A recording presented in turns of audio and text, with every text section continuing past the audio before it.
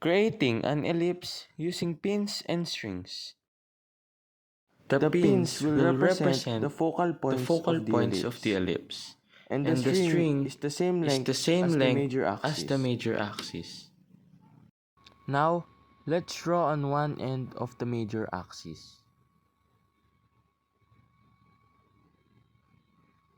After that, let's create the other half so that we can finally make a full ellipse.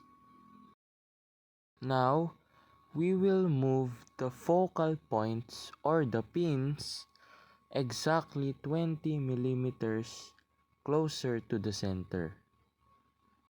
Now, let's create another ellipse with the newly placed pins or focal points and the same length of the string.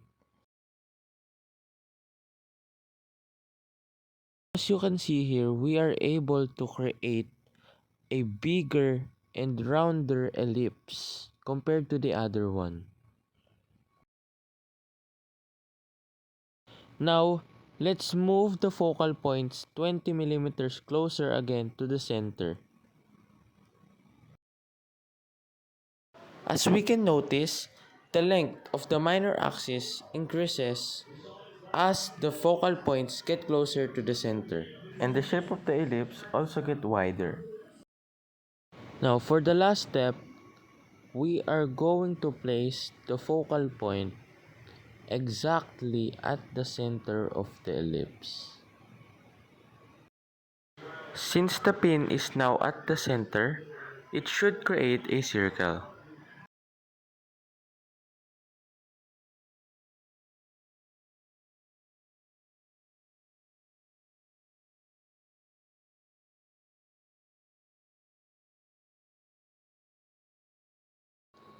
For the final product, we are able to provide an illustration that properly illustrates how an ellipse gets larger when the focal points get closer to the center. And that's creating an ellipse using pins and strings. Thank you for watching.